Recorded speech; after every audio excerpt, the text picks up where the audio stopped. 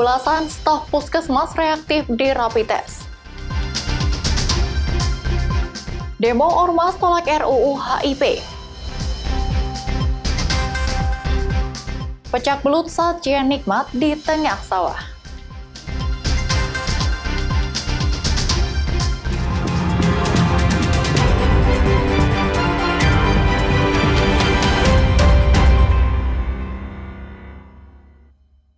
Kompas Pekalongan hari ini hadir dengan beragam informasi penting dan menarik, baik dari Pekalongan maupun sekitarnya. Selain ketiga berita tadi, berita tentang adanya sebuah kantor kecamatan yang ditutup karena ada stafnya yang positif COVID-19.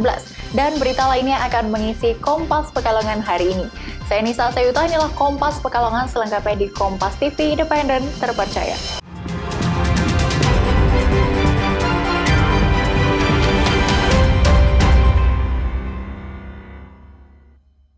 Belasan staf puskesmas di Warung Asem reaktif saat dilakukan rapid test. Untuk menunggu perkembangan lebih lanjut, belasan staf ini melakukan isolasi mandiri dan diliburkan dari pekerjaannya.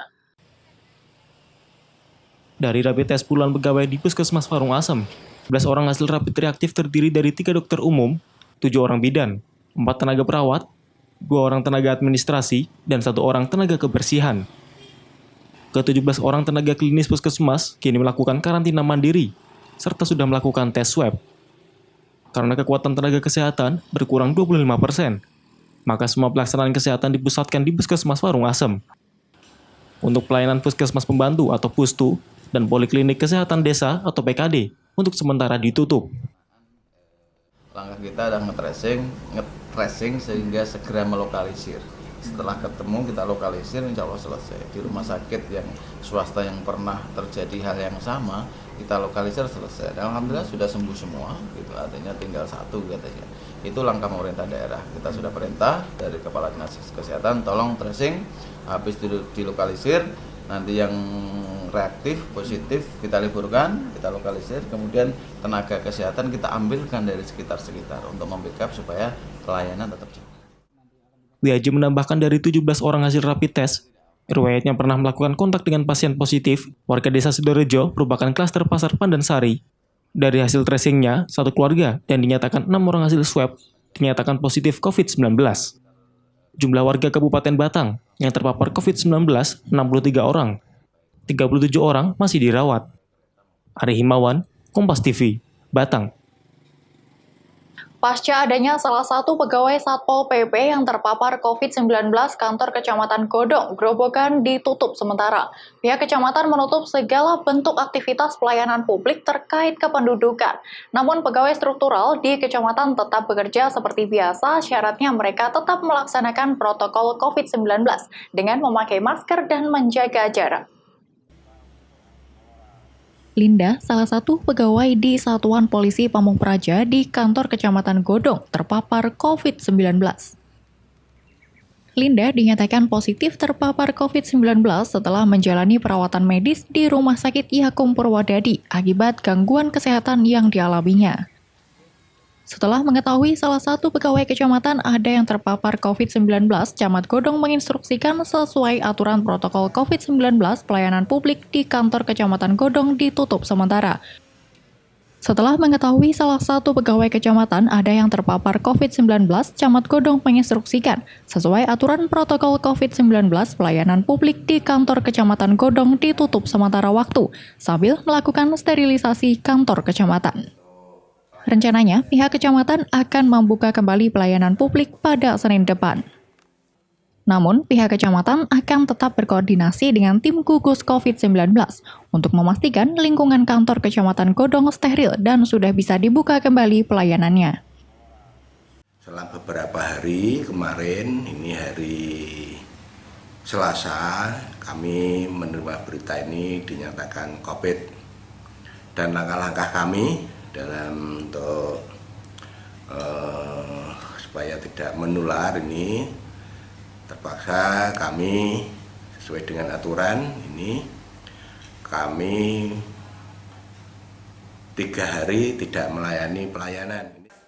Meski pelayanan publik ditutup saat ini, pegawai struktural di kantor kecamatan tetap beraktivitas dan menjalankan pekerjaan masing-masing.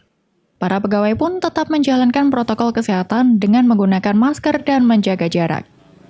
Rifai Handoko, Kompas TV, Grobogan. IAIN Pekalongan diresmikan menjadi kampus tangguh Nusantara Candi oleh Kapolres Pekalongan Kota Kamis. Peresmian kampus tangguh Nusantara Candi ini merupakan yang pertama di wilayah Polda Jawa Tengah. Pandemi COVID-19 telah memberikan dampak negatif nyaris pada semua sektor kehidupan. Tak hanya sektor ekonomi, namun juga pendidikan. Untuk menghindari penyebaran COVID-19, seluruh sekolah dan kampus diliburkan dan tidak menggelar pertemuan fisik di kampus. Memasuki fase new normal ini, sebagian kegiatan ekonomi sudah mulai digulirkan, seperti pembukaan pasar, perkantoran, dan lain-lainnya. Tak ketinggalan pula pembentukan Kampung Tangguh Nusantara Candi di semua kota yang ada di Jawa Tengah.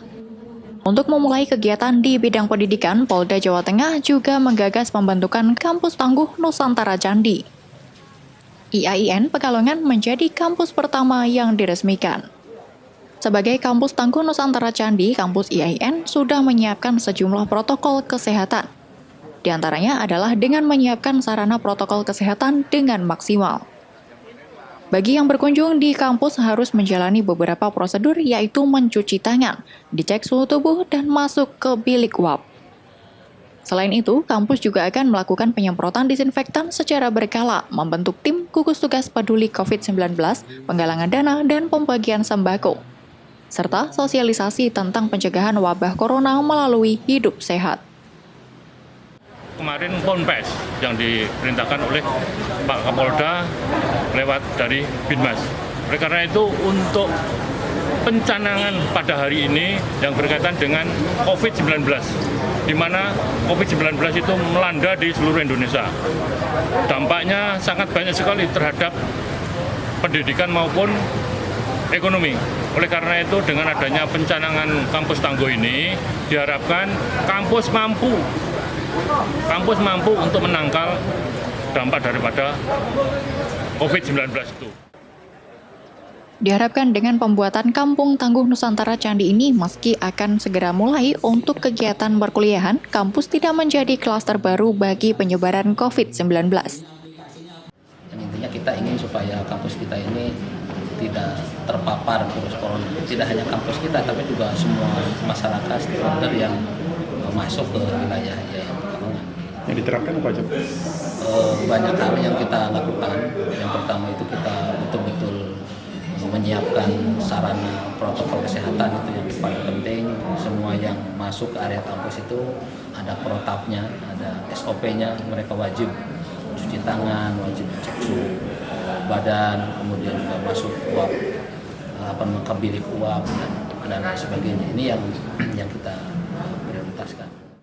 Kita mengapresiasi kegiatan kampus tangguh yang mana dari Polres, diinisiasi dari Polres Kota Pekalongan, karena ini baru pertama kampus IAIN Kota Pekalongan yang menjadi kampus tangguh untuk percontohan bagaimana kita menjalankan protokol kesehatan dan sebagainya. Ini patut kita apresiasi dan kita bangga untuk kampus IAIN Kota Pekalongan. Nah, tinggal PR-nya bagaimana konsistensi